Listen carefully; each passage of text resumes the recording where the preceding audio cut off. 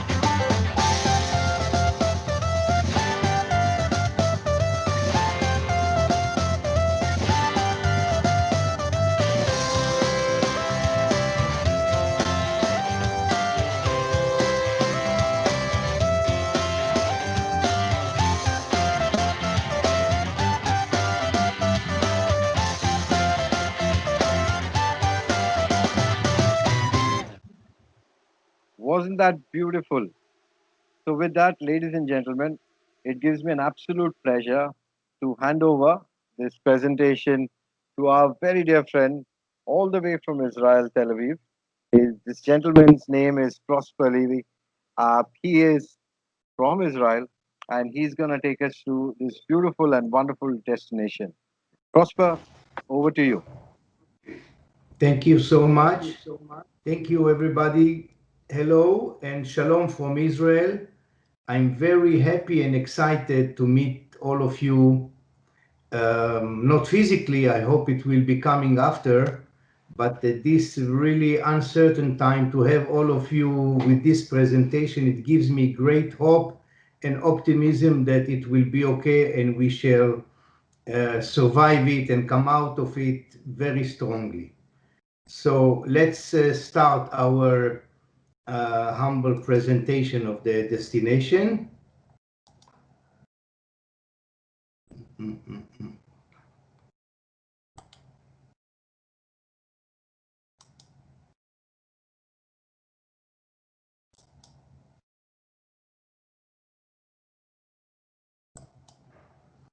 All right, this is the map of Israel. As you can see, it's a small country, only it covers 22,000 square meters. We have 4 seas in Israel. This is the Sea of Galilee by Tiberias in the northern part. We have, of course, the Mediterranean here. This is the main escape to the sea that we have. We have the Dead Sea, which is the lowest point on Earth. We will elaborate more about it. And we have the Red Sea, which is bordering Egypt and Arabic Saudi and Jordan as well. This is the south, in the south of Israel. So these are the 4 seas. Our airport is located to 20 minutes to the city of Tel Aviv, which is right here in the center, and about 40 minutes to the city of Jerusalem. And this is the north part, this is the south, and this is the center, of course, here. These are the directions.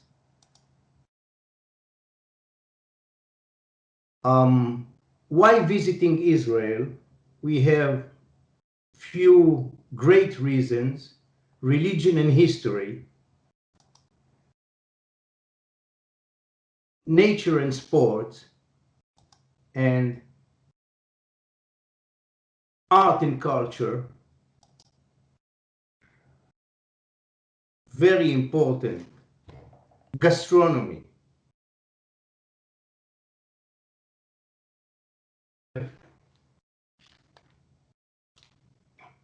Many vegan restaurants I was told it's per capita is the greatest number of vegan restaurant in Israel. If I may go back to the map of Israel, please, excuse me.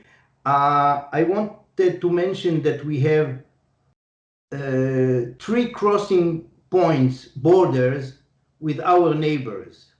2 for Jordan, one in Sheikh Hussein in the north. The other one is at Arava, which are borders, and Allenby is considered only as a crossing point, but it's not an actual border. Another border is crossing via Taba to Egypt, which is very popular to combine all these 3 countries, Israel, Jordan, Egypt, together. It's very, very popular these days. So we go back to art and culture and the culinary and gastronomy possibilities in Israel. The most popular food in Israel is the falafel. Hello. Is it okay? Am I heard? Sanjay, is it okay? Yes, Prosper, it's okay. Can you share the screen, please? Your screen has gone. The map has gone. The map is still on? No, we can't see it. If you can go on the presentation, please. Yes, yes. Ladies and gentlemen, can I request everybody else to please keep it on mute? Okay. Thank you. Prosper, you might want to share your presentation now. You don't see my presentation? No, not at this point of time.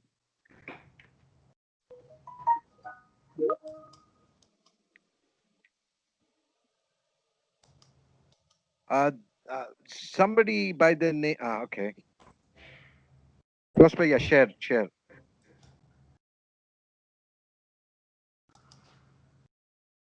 Okay, do you have it?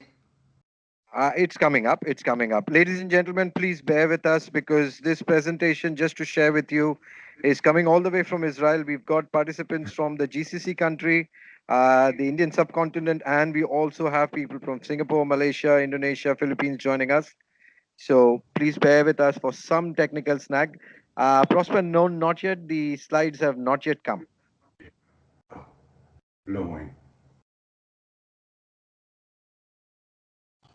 Not yet.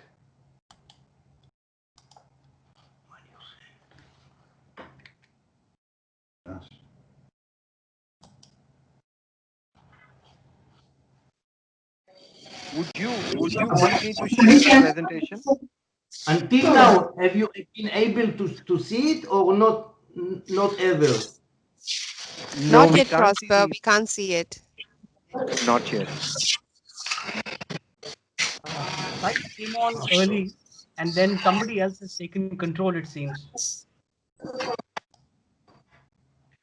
Okay, Prosper, I'm gonna share the presentation. One second. Okay, Let just me. yeah. Okay. Is it okay now?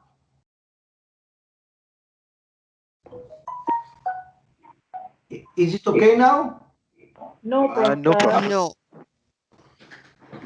No problem. No problem, Prosper. I'm sharing the slides. Let me know. Just let me know when to change the slide, okay? Yes, yes.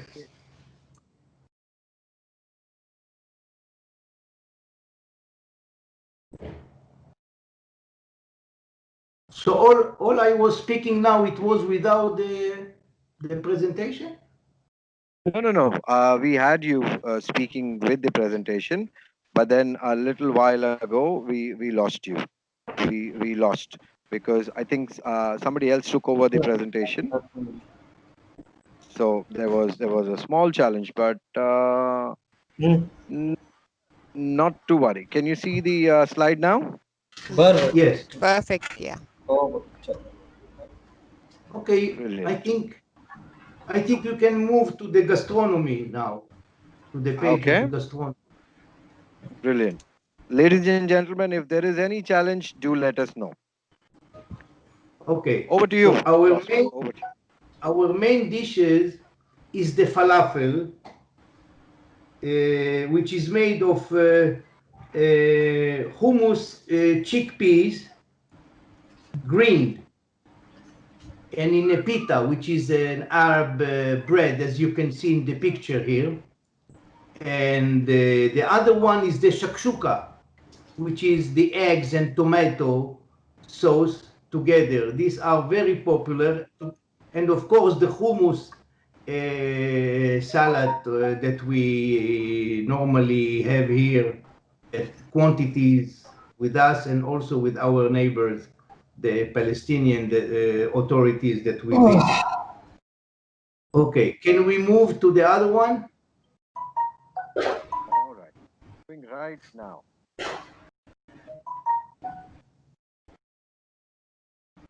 Hello, Yes, move. Sanjay? Yeah, move. Okay, Israel is also welcoming incentive tours and convention. Next, please. Some facts about Israel.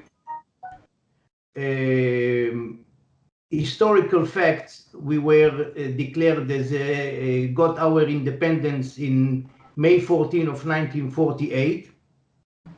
Our currency is shekel, and climate is very, very comfortable, sunny most of the years. We have maybe 30 days of rain in average. In some places like the Dead Sea and Eilat is maybe few days of rain per year. Jerusalem is much colder. As you can see, Jerusalem is the most visited city in the country, followed by Tel Aviv and the Dead Sea. Hey, buddy, Israel, welcome. How are you, man? excuse me? No, Prosper, you go ahead. Some people are unmute, so that's why you hear them talking. We will mute them. Okay. It enjoys short distances because of the size of the country. We can move very quickly from one place to another, allowing us to visit more and to make more ground. The languages in Israel are Hebrew and English. These are the official languages in Israel. But you will see many Israelis speaking fluently Arabic and other languages because we come from all over the world. Next slide, please.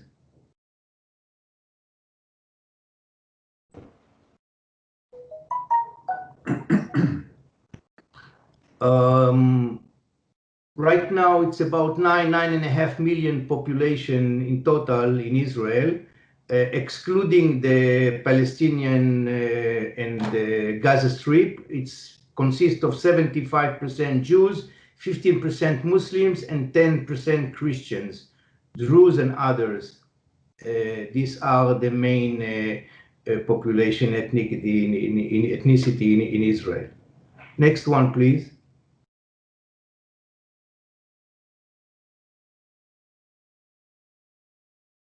Right.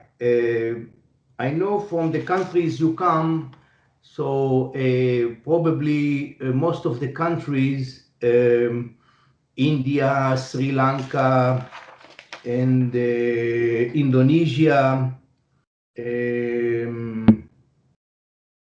Philippines, I'm not sure, but one will require a visa. So there will be a procedure that you have to take into account that the visa is needed. Otherwise, from Europe, Singapore, no visa is required, but it's better to check with the Israeli consulate or in the Israeli embassy in your countries or in the website, general website of the foreign ministry if you need a visa for Israel. We must have a passport valid for 6 months, whether you need a visa or not. The voltage in Israel is 220 volt, but you can get An adapter. an adapter to fit with your appliance. We have ATM machine almost everywhere, and all major international credit cards are accepted. The country is considered very, very secure. You can go around and enjoy the city and the streets till the very, very late hours of the night, and no fears at all. Next.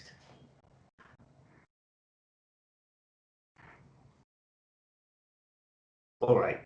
Shabbat. Shabbat is in Hebrew, is our Sabbath.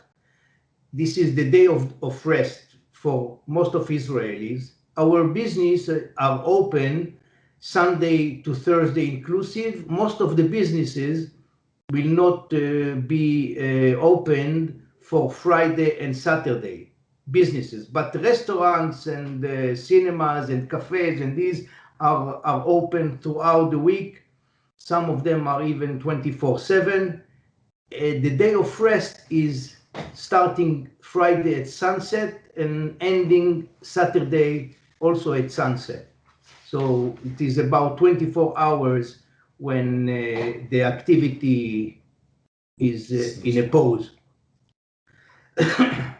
There will be no public transportation, buses or trains during the Sabbath.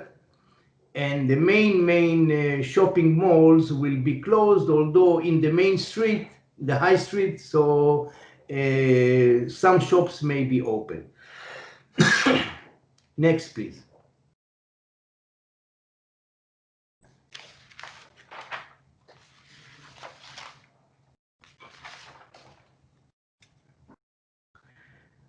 Well, in Israel, because of its Jewish and religious nature, we have this kosher food, which is respected in most of the hotels. 99% of the hotels in Israel, they have to follow the rule of kosher food, which means no pork, no seafood in general are allowed to be served or cooked in their kitchens, and no mixing of meat and dairy products in the same dish or in the same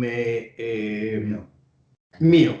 So you might have in the morning with breakfast all the dairy product, but no meat product at all.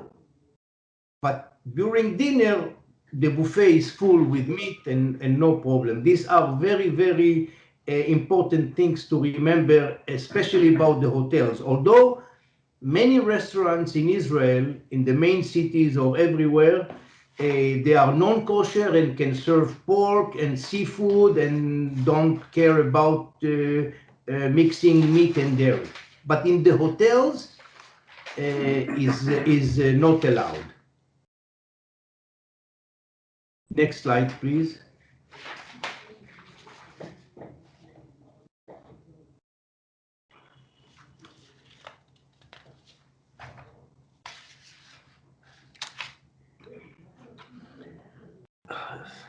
Jerusalem, the eternal city and the capital of Israel, is the cradle of all the three monotheistic religions, Judaism, Christianity, and Islam. This is definitely a destination that inspires the soul. As I said, capital of Israel and the seat of the government, which is our Knesset, it's called, the House of Parliament. Next, please.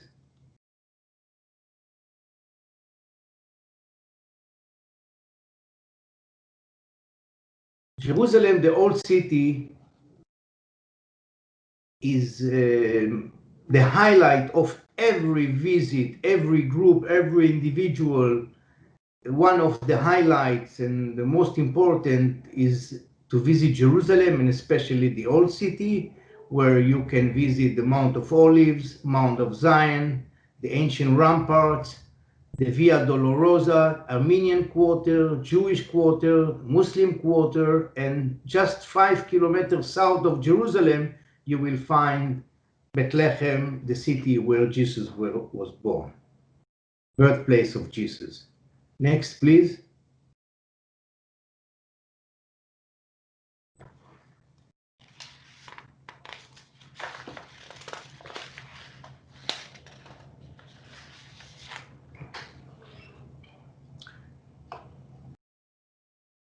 Among the sites, important sites, we have the Church of All Nations, the Garden of Gethsemane, the Garden Tomb, and the Church of Nativity in Bethlehem.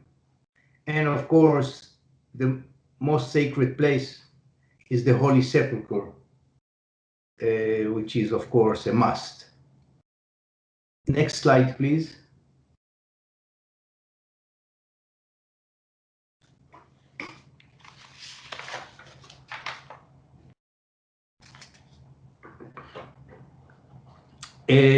The new city of Jerusalem, actually there is no border between the two cities. You can see it while crossing it. You will see the walls and you will know that you are in the old city. This is the Knesset, the Israeli parliament. Then we have the Israel Museum, is the most important museum in Israel that houses the Dead Sea Scrolls found in Qumran by the Dead Sea, and they are very, very unique. They are displayed in the museum. The museum has also the scale model of the ancient Jerusalem, and one of the most important monuments in Jerusalem is the Museum of Yad Vashem, the Holocaust Memorial Museum, where you can see the Hall of Names featuring over 2 or 3 million pictures and names of those that were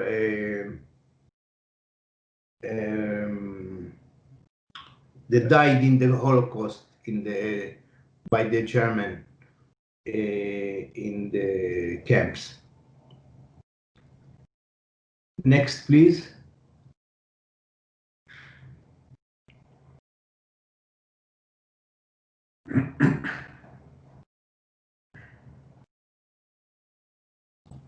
After Jerusalem, the most visited city is Tel Aviv, that we used to call the city that never sleeps, because it's active 24/7 and has a lot of things to see and to enjoy. Definitely because it's on the beach, it has a beautiful Promenade. 15 kilometers of beach and promenades. And you people really can enjoy it. It houses the gay parade every year in June. It has a lot of architecture, and Bauhaus is the main scholar of the architectures that is featured in all Tel Aviv. Next to it, adjacent to Tel Aviv, actually is one big municipality, is the Old Jaffa, 4,500 years ago, with the story of Jonah the prophet and the whale. It all happened here in Old Jaffa. Neve Tzedek is the first neighborhood built in Tel Aviv. It's a beautiful red roof houses, all in walking distance from almost every hotel that you stay in Tel Aviv. Next slide, please.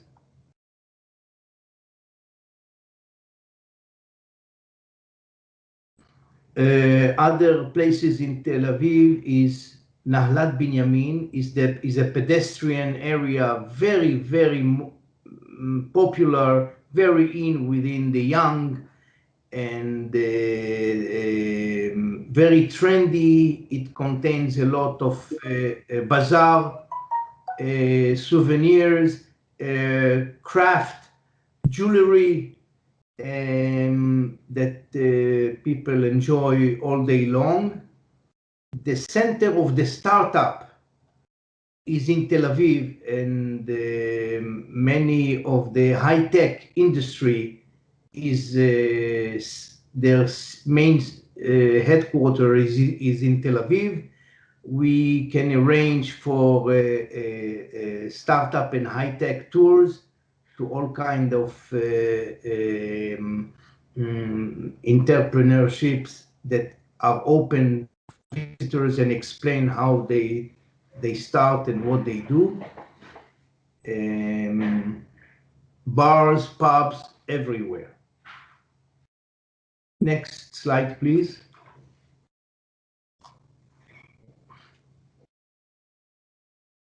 Caesarea, it's built by Herod the Great, first century crusader era. This is about 50 minutes drive north of Tel Aviv on the coast, where you can see the Roman theater and the aqueduct. Next, please.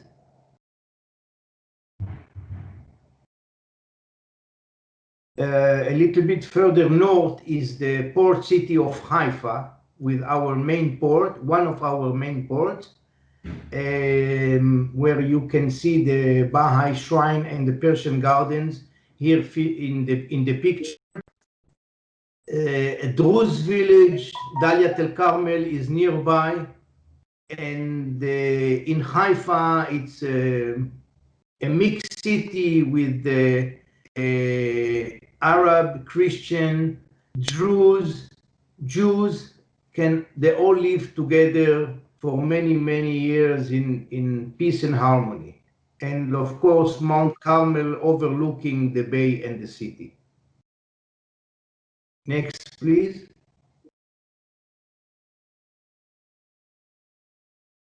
Akko, the medieval city of Akko, Crusader Empire, capital of the Crusader Empire of Jerusalem. It's a UNESCO World Heritage Site. And you can enjoy a fish meal. It's very recommended. And the underground city of the knights that used to stay there and station there. Next, please.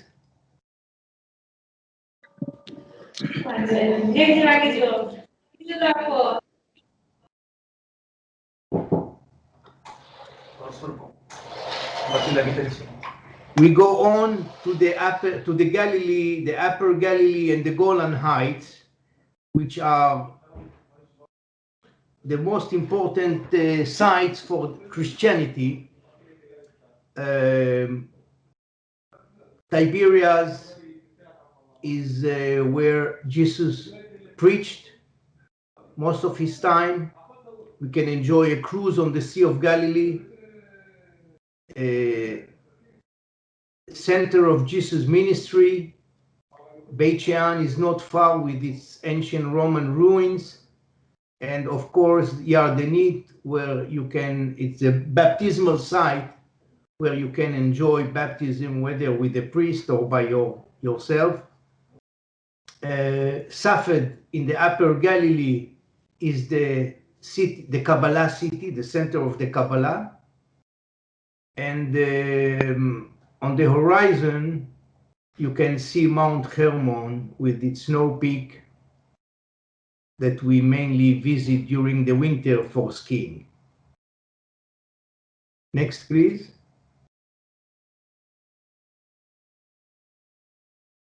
Other sites, Christian sites in the Galilee, is the Church of Transfiguration on top of Mount Tabor, where we go by taxis. Mount of Beatitude, Capernaum, the old synagogue, and the Basilica of the Annunciation in Nazareth. All these we can see in a day or two, depends on the length of your program. And we can go on. Please, next slide.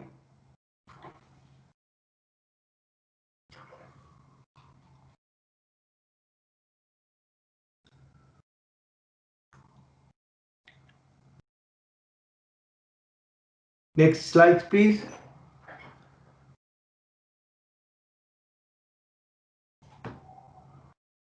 לא יודעים אם הם שומעים. Sanjay?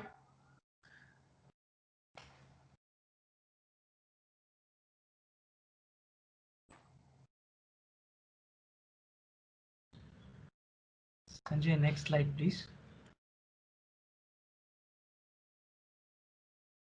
I have changed the slide, but I'll change it again. Just give me a minute. Some technical error. Okay.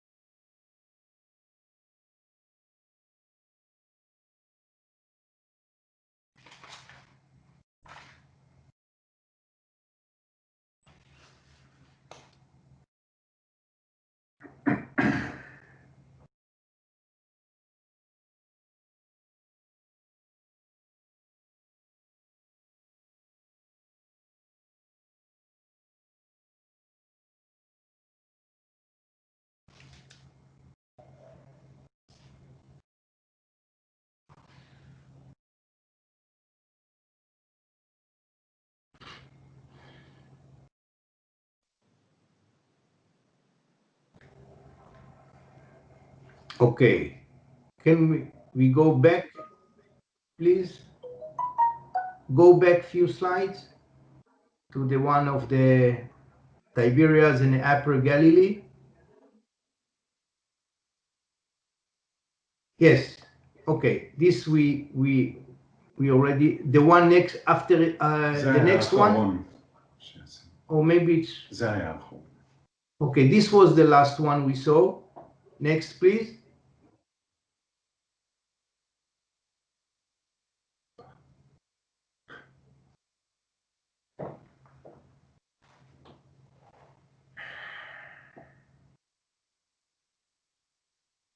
Right.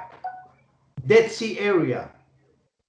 The Dead Sea is the lowest place on Earth, about 400 meters under the sea level.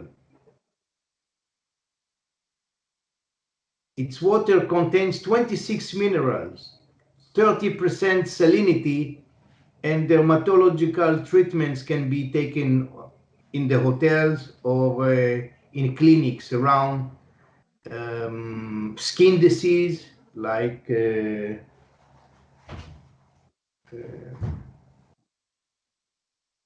איך אומרים לסקין disease? eczema and and psoriasis. Psoriasis, right.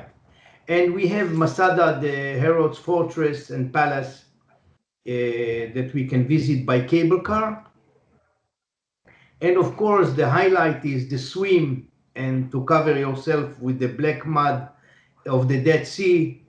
Floating on the Dead Sea is really a very special experience. And we dedicate one day to visit this area that has other things like Engedi Nature Reserve with David Spring. Next slide, please.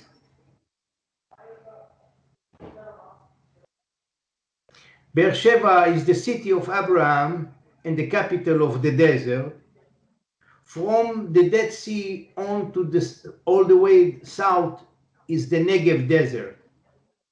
In Beersheva, which is the capital of the Negev area, we have Abraham's well, the traditional Abraham's well, the science park, and one of the most important universities called after our first Prime Minister, David Ben-Gurion, who is considered to be the father of the nation, and declared Israel independence in 1948. Next, please.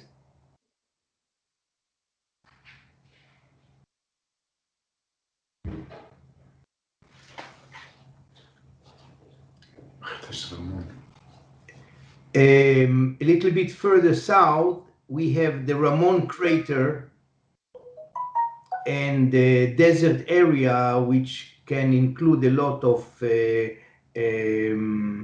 extreme activities like snapping, camel treks, Bedouin hospitalities, stargazing, etc. Very nice area to visit, and it has the two craters there. It's a very known geological phenomena in the world. Next slide, please. Eilat. Eilat is our most southern city. It's our resort city, and most importantly, is a free tax city that you can, all your shopping there, you can save 17% of the VAT tax. It's on the Red Sea, neighboring with Sinai and Aqaba, the sister city, the Jordanian sister city, has a lot of hotel. It's like Little Vegas, but without casino.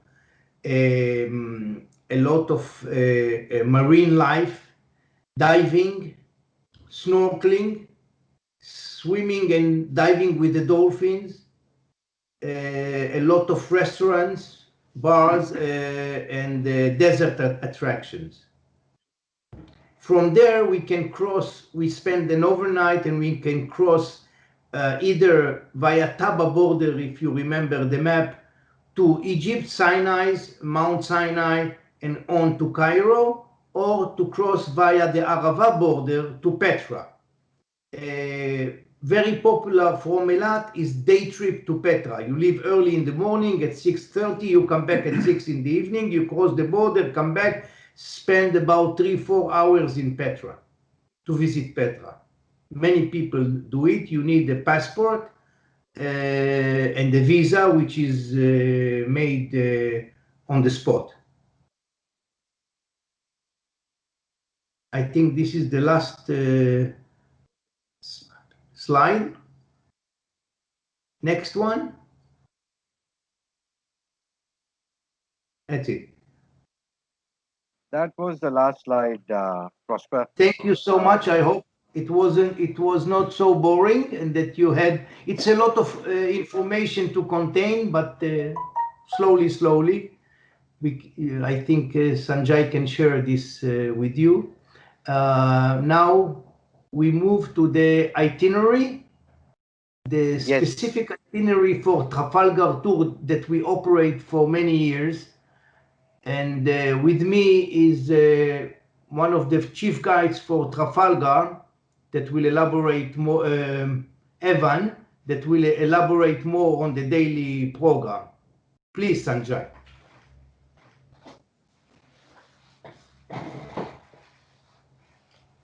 All right. This is the main tour, Best of Israel. This is the updated itinerary that we are planning to run starting May 2021. So I imagine that it's afternoon for most, so good afternoon. My name is Evan Brotman. I'm tour leader and director here in Israel. Now, first of all, what I want to say is that we have a very unique role here in Israel as we settle two positions. We are both guides, but we are also tour directors. So I'll take you through the itinerary, and we'll begin with day one. Now, day one. No. There are some slides here that we can go through. Go ahead. Because do you want me to highlight the insider experiences before, or each and every day? So what I would like to do, so we're talking about here, I'm seeing up on the screen already insider experiences to dive into culture, and we have the visit to the Western Wall, which occurs on day 3. And this is also the same day in which we discover the old city of Jerusalem, and in the morning and in the afternoon we will go to Bethlehem. Now, this insider experience is one of the most powerful that people can experience because they are visiting an iconic site, which is the Western Wall, or also known as the Wailing Wall. This is a site which is holy to Jews, but also to Muslims and to Christians. So Trafalgar, being a secular tour in its nature, it is really the task of myself, people like me, in order to connect the Trafalgar participants to this place, this Western Wall, this iconic place. Next, please.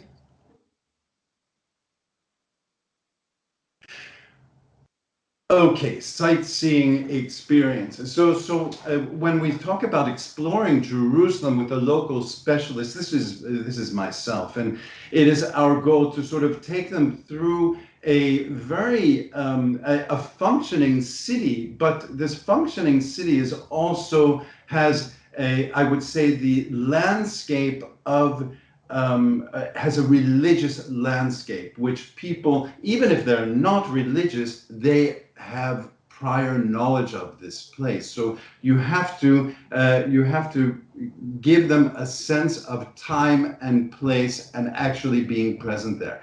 Now, other sightseeing experiences include the UNESCO World Heritage Site of Masada. This is the very first World Heritage Site to be claimed, to be determined as such in the country of Israel. We also have the Church of Nativity in Bethlehem, which is the oldest active functioning church in the world, also a UNESCO World Heritage Site. We have the Mount of Olives, a place of enormous importance to Jews and to Christians.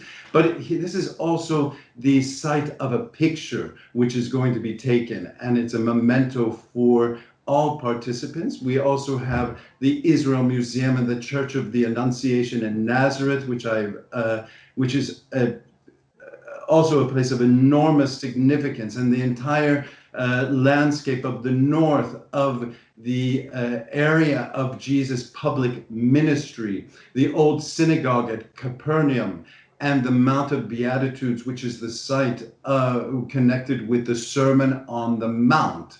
So we have the ancient artist colony of Tzvat, which is actually the birthplace of Jewish mysticism and is a place of enormous beauty, together with the UNESCO World Heritage Site of Acre, the Crusader city, the largest Crusader complex in the world. And we have the Roman amphitheater in Caesarea, a place of enormous significance for Christians, because it is here that we find actual proof of the existence of Pontius Pilate. And so we have the viewing of the Western Wall in Jerusalem, the Baha'i Shrine, also a UNESCO World Heritage Site from Mount Carmel, an iconic panorama. And something which is new this year, and that is we have included a scenic boat ride on the Sea of Galilee.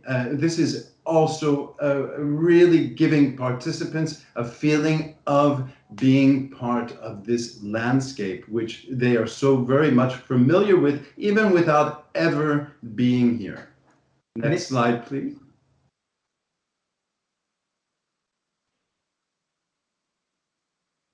Next slide, please. Okay.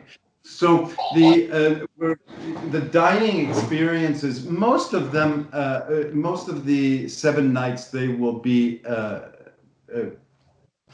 There's 7 nights of hotel accommodation. The breakfasts are all included in the morning, and there's it's a buffet breakfast. There's the welcome drink the evening, which is also probably one of the most important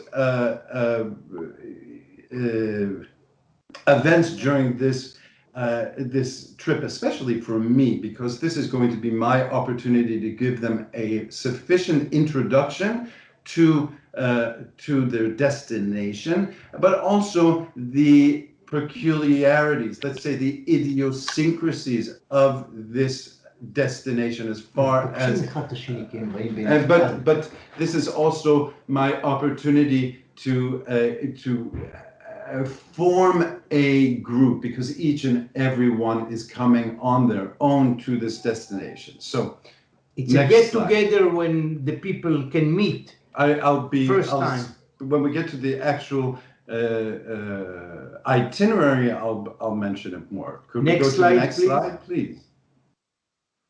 So here we have day 1, which is actually it begins with this evening drink. And this is my time in which I work in order to form a group feeling, because, and this is something that I say to them, that they're going to be coming, we're coming as a secular group, but to a place of enormous importance for a lot of the people. So this is really my opportunity to give them this important introduction, but also they are given the opportunity to introduce themselves. Now, we've tweaked this itinerary because we've been doing this for such a long time. We've now added some very important improvements, and one of the improvements would be day 2. And day 2 allows us to ease into the itinerary rather than to give them a very difficult day. Day 2 is driving from Jerusalem down to the Dead Sea and to Masada. It's about an hour and a half drive. And what happens here is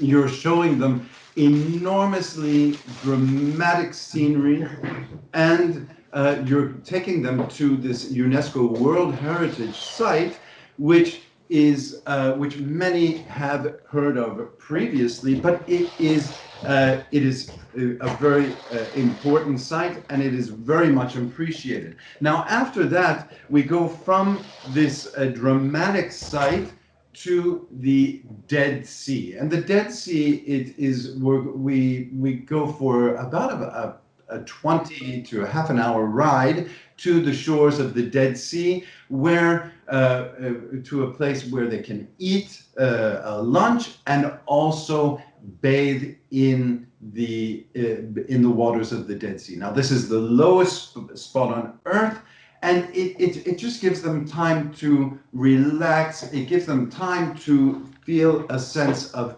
time and place, and sort of ease into this rather dramatic setting.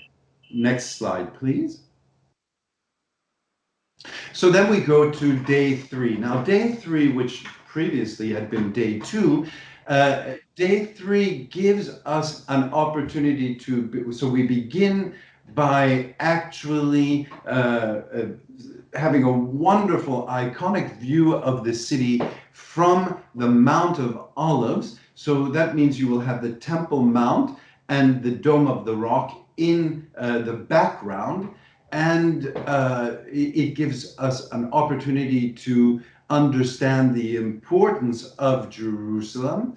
And then we go from this lookout spot, we will go and actually enter into the city. So we go by coach, by bus, to the Zion Gate, which is one of the gates of the city, and we enter into the city, walking the Via Dolorosa, which is the path of agony, which Jesus will took some 2,000 years ago, and we will go from there to passing the Western Wall in the Jewish quarter, which I mentioned previously, and we will continue along the Via Dolorosa to the Church of the Holy Sepulchre. Now, the Church of the Holy Sepulchre is the most holy spot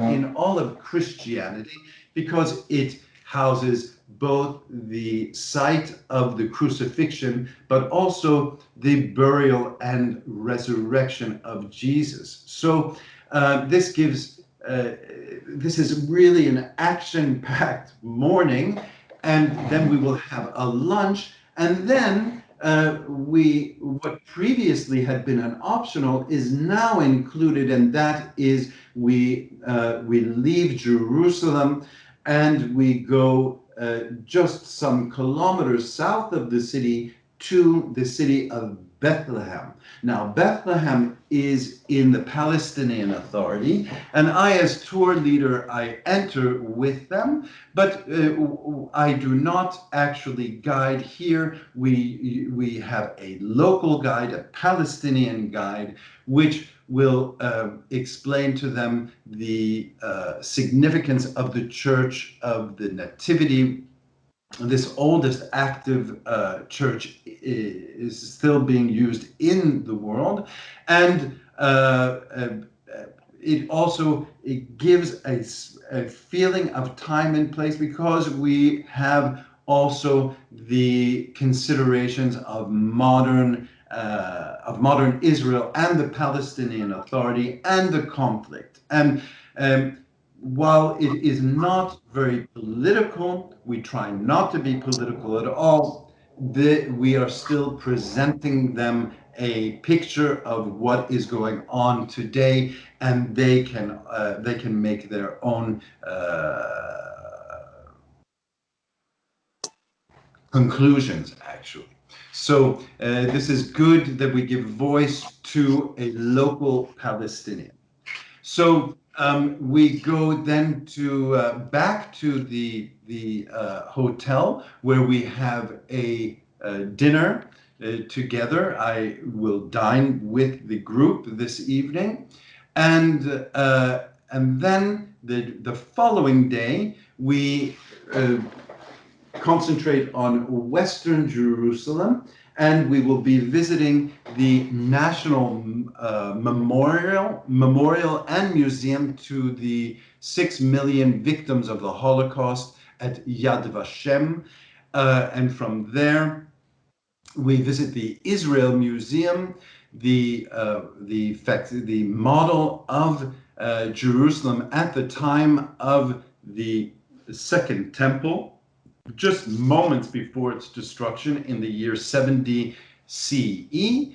And from there, we have a very light lunch, and we get into the coach, and we drive to the north of the country from Jerusalem. So we drive towards the Galilee, and we finish the day's touring in the city of Nazareth. It is the largest Arab city in Israel, and there we visit the Basilica of the Annunciation, also here written as the Church of the Annunciation, and this is the event of the Annunciation, where the actual Archangel Gabriel is going to announce to the Virgin Mary that she is with child. She is going to have she's going to give birth to the Messiah, according to Christian tradition.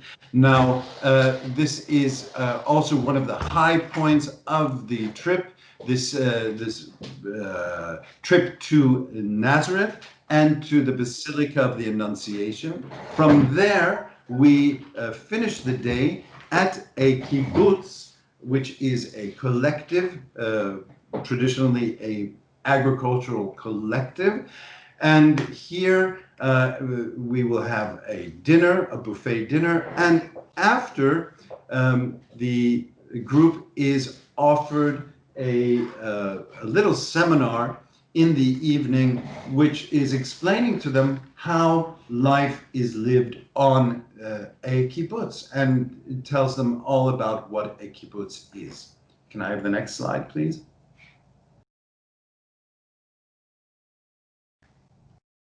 Okay, so we're still up in the north. We stayed overnight in the kibbutz, and here's another new addition this season we're very excited about, and this is the day will begin with a boat ride. Now, few things can actually top a boat ride on the Sea of Galilee, because few things can bring you so closely into contact with the Christian heritage, with the Christian dimension of the landscape. And I've, through firsthand experience, this is an extremely enjoyable occurrence. The travelers, the guests, they can feel very much at ease on this boat, and it is accompanied by music and by dance, and it also gives these people very much a sense of time and place, connecting with this landscape. So we continue the day after our boat ride. We will visit what is called the Jesus boat. This is a very unique feature because it is actually the oldest known wooden object which has been rescued from water. So this is a boat which has been rescued from the area here of the Sea of Galilee. I think someone needs to be muted. And so from the Sea of Galilee. And today it is open to the public, and they can see this boat, which was actually used at the time of Jesus. Was it a boat which was owned by Jesus or his apostles? Well, we cannot answer that, but in any way, it still gets us very curious. Now, we continue on that day visiting iconic spots, such as the Mount of Beatitudes. This is a gorgeous church, which is connected with Sermon on the Mount, which this central prayer in Christianity, where Jesus is going to present the way he's thinking. And in a beautiful, beautiful setting of the Mount of Beatitudes with these lovely gardens which are kept by the nuns. Now we continue on to Capernaum. It's pronounced a little bit different, and this is also a place in which we see both the site of miracles, but also the very famous White Synagogue, where Jesus is believed to have been giving sermons. And we will finish that day in the actual town of the home of Jewish mysticism on the mountain, the city of Safed. We continue, we will have that evening at the kibbutz, and then the next morning we will leave the kibbutz for the UNESCO World Heritage Site of the town of Acre along the Mediterranean coast. And then later on in the day, we will visit the UNESCO World Heritage Site of the Baha'i Gardens with the view over Haifa port and the Persian Gardens. And the day's sightseeing will finish off in the city of Caesarea Maritima, where we have the Roman ruins and the Roman aqueduct. Here we see it with the wonderful backdrop of the Mediterranean Sea. And the day finishes off in Tel Aviv, where they will be dropped off at their hotel. They will have their dinner at leisure. And could I have the next slide, please? And then we have day 7. Now, day 7 is the day which is devoted to Tel Aviv. It will begin by a quick introduction to the Bauhaus city, to the Rabin Square, where the site of the Yitzhak Rabin's assassination. And we will also visit the Greenwich village of Tel Aviv, Neve Tzedek. And before that, and then after that, we will stroll over to the neighborhood of Old Jaffa. Now, Old Jaffa gives us an opportunity to introduce the historic significance of Jaffa and also the Christian and Jewish significance of Jaffa in the Bible. After that, we have one of the highlights of our trip, and this is meetings with locals. And we have something which is called Jaffa Stories and Coffee, Meal with Locals. And this is a local family, a Christian family in Jaffa from the neighborhood of Adjami. And this is a family with very deep roots in the city. They were providers. They actually made coffee. They were brewers of coffee, and then they established a restaurant on the beach. And today they now provide this very unique experience where you can go home to them and you can enjoy the local Arab specialties and of labneh, which is a fresh cheese, or falafel, which is this fried chickpea balls, or labneh, or hummus, which is a pate, or it's like a sauce, a puree made out of chickpeas and sesame. Now we see a video of the... So now we're going to, we maybe can put on a video of this this experience, Be My Guest, experience in Ajami, Sanjay. Okay.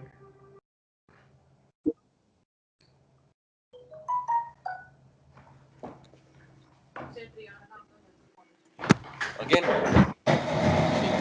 connecting.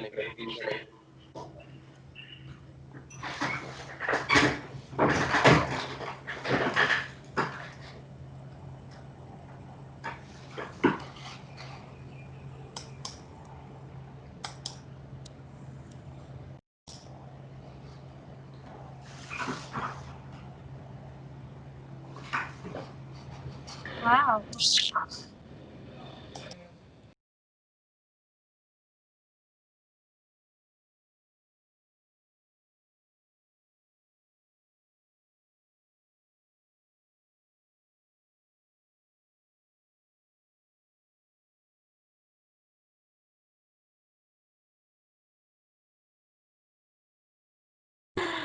Wow, it's nice.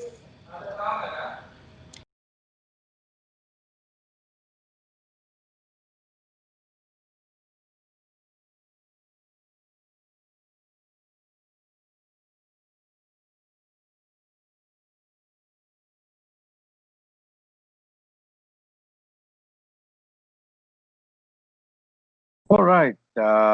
Thank you, Prosper. Thank you, everybody. That was a quick and short brief on our destination, Israel, and also the itinerary that you get to see while you're traveling on Trafalgar. Now is the time when we open up the forum for question and answers. Um, let's see, what questions do we have? Subbu, would you like to take it over from here? Yes, Sanjay, I'll do it now. Okay, the first question is from Bishoy Fekri. It asks, does it mean that all the hotels in Israel serve only kosher meals? Yes, correct. Over 95, there are very few hotels that we don't use anyway in our programs, but they're all serving kosher going according to the kosher laws, yes. Which means you will never find a mix of dairy and meat products in any buffet, and you will never have any pork or seafood in the menus. Okay, thanks, Prosper. The second question is from Panchanathan Parameshwaran. Is the Hanging Gardens of Haifa and Hanging Gardens of Babylon all the same? No, no. No, not the same at all. Okay. Third question is from Margaret Wong. Is there any outfit restrictions if we visit Israel? And I will also add the next question, which is more or less similar. You could answer together. It's a question from Ray Lee. Is there any travel restrictions, only religious tourists allowed to travel to Israel? So you may answer both together. I didn't hear No. clearly the first question, but for the second question, there is no limit or something. Everybody can visit Israel for whatever reason and purpose. Okay. The first question is there any attire restriction, which means is there any dress codes that we have, any dress codes to visit Israel or any of Yes. the religious places kind of a question? Is when churches and religious sites are being visited, there is a dress code, and they are informed about this at the meeting on day one. Dress code for visiting churches. Usually is long sleeves and covering the Covering the knee knees. and shoulder. That's it. No provocative dress or. Ha? Ay nga pala, no? Ano nga palang date yun? Sure. Okay. Thanks, Subbu. We've got few more questions, Prosper. Prosper, would you like to switch on your camera? Everybody would like to see you. We've got another question coming up, and the question is there any particular season for the religious tour to Israel? Is the what? Sorry? Any specific season that one Well, should come on? you know, before the corona, we enjoyed a record year for incoming tourism to Israel for over 4 million, which gave the hotels an opportunity to increase prices and actually to almost void the off-season. Now, the seasons in Israel are considered from March till November is one season, which is the regular season, excluding the Jewish holidays. Not recommended to come to Israel during Jewish holidays, which is Passover, Feast of Tabernacles, Jewish New Year, and Yom Kippur, which are normally in September, October. Passover is sometimes March, April. These are the main. The exact dates can be featured in the general website,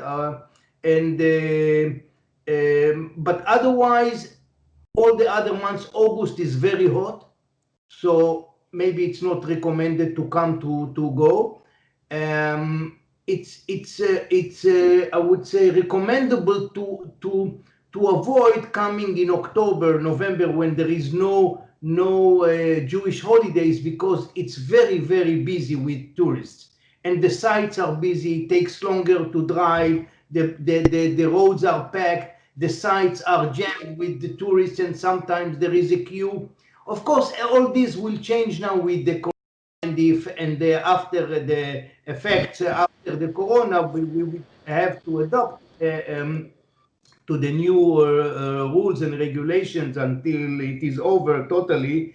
But I would say shoulder season is very recommended, like March, like June, July, end of November, beginning of December. Winter months. I mean, winter is in Israel is not so cold. January, February, you can enjoy a low season rate. Thank you, Prosper. Moving on, there is another question. For a day trip to Petra and back, you had mentioned that visa can be arranged locally. Is it for all nationalities, and does Trafalgar arrange the same in advance? Most of the nationalities will get this visa. We need to have the passport details in advance. We send it to our rep in Eilat that is organizing the tour, or our Jordanian agent, and they will arrange the visa. Thank you. In very rare occasions, which we will have to be notified before when we know the country, that's why I need the passport details. They will be required to get a visa in their country of origin. But this is in very rare cases. Thank you, Prosper. We've got another question for Philippines nationals working in Dubai or UAE. Is visa free or visa on arrival? I think Philippine nationality are excluded of visa. They don't need visa to Israel. Philippine. Okay. Another question is for visa purpose. How can people claim visa from UAE? As far as I heard, if you have a UAE passport, there is now the new agreement with the government that just has been approved in both parliaments. UAE citizens and passport holders do not need a visa for Israel. Same for Israel is going to the UAE. Nothing. Is it Now, closed? one second, please. One more important. Sure. With individuals, we are not able to help in processing the visa. Individuals from any country that requires visa has to be applied in their country of origin, in the Israeli consulate or closest to it. We can arrange for visa starting from, I think, 10, 15 people. Then we can arrange a group visa in advance. Okay. 15 people from each country, not one from each country to get 15. It has to be 15 people minimum to apply for a group visa from same country. Thank you, Prosper. The other question is VAT applicable on tourists also, and can they claim at airport? VAT tax tourists are exempted on tourist services, which means tourism transportation and tourism hotels and accommodation. All the other shopping and souvenirs and these, they can claim back the VAT at the airport. All right. Moving on, this is a little long question, but I'll share it with you. A question regarding the entry stamps on passport. As you may be aware, some countries may refuse the entrance or give a visa for a passport who has previous Israel entry stamp.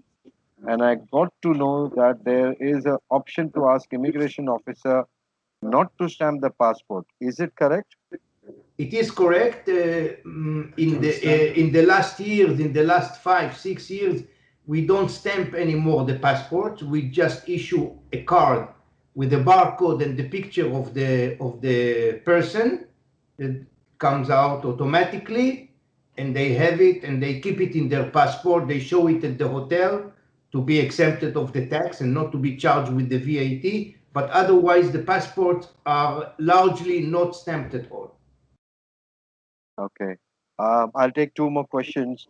After that, if anybody wants to unmute themselves and ask, feel free if you haven't yet put it on the chat box. The second last question is, will there be rush during Christmas in Israel?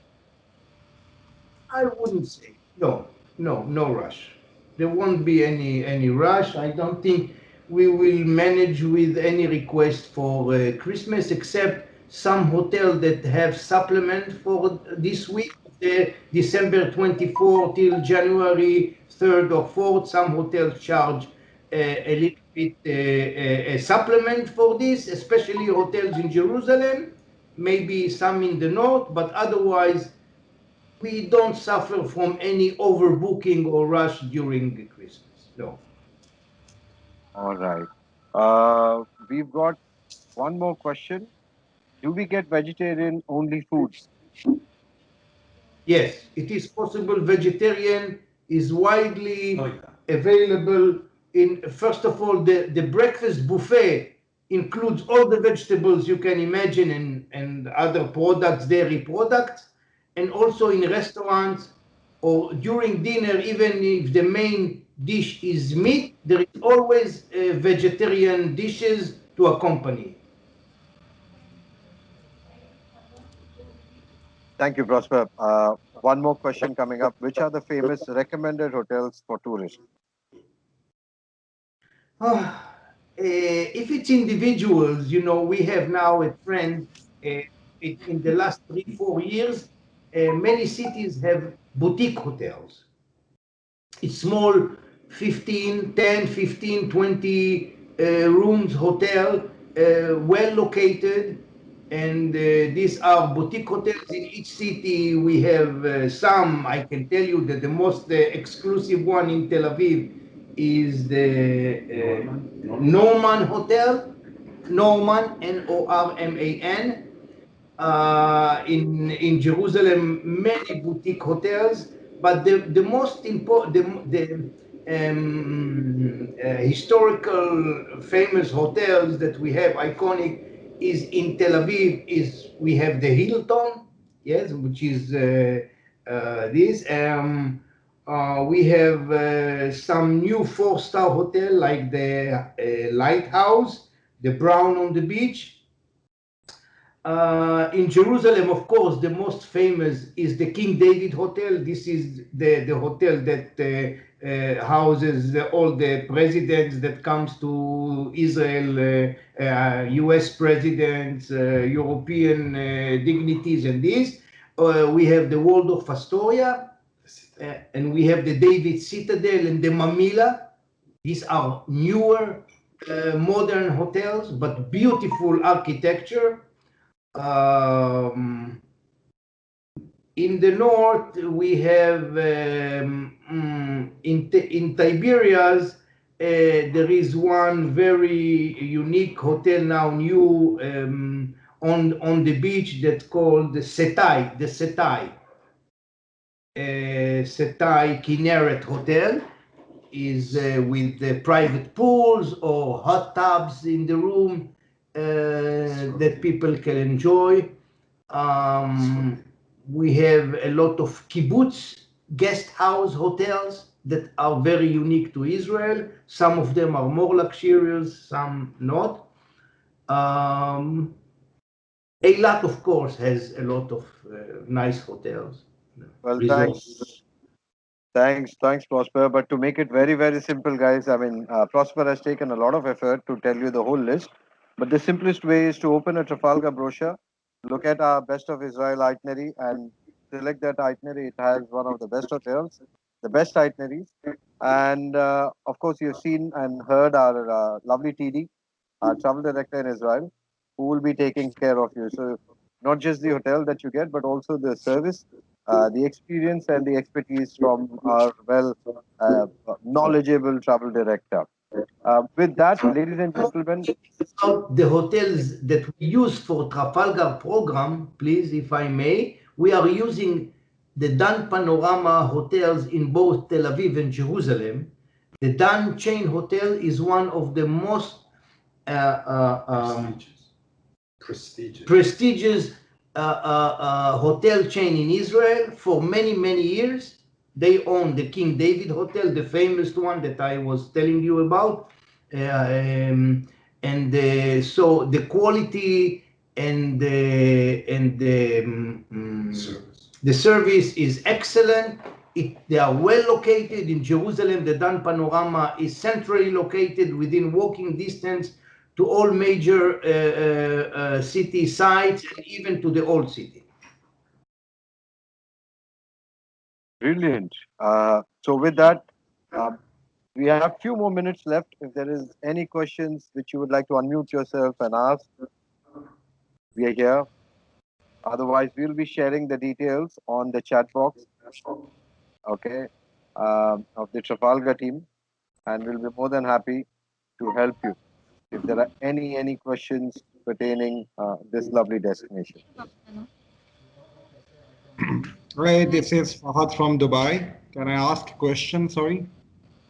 Yes, go ahead, Fahad. Okay, Please. sorry. This is with the current situation because we have a flight about to land tomorrow with fly Dubai to Tel Aviv. Do you have any quarantine going on at the moment? No, I think coming from a green country, they don't need to be quarantined. And as you are declared a green country, I don't think.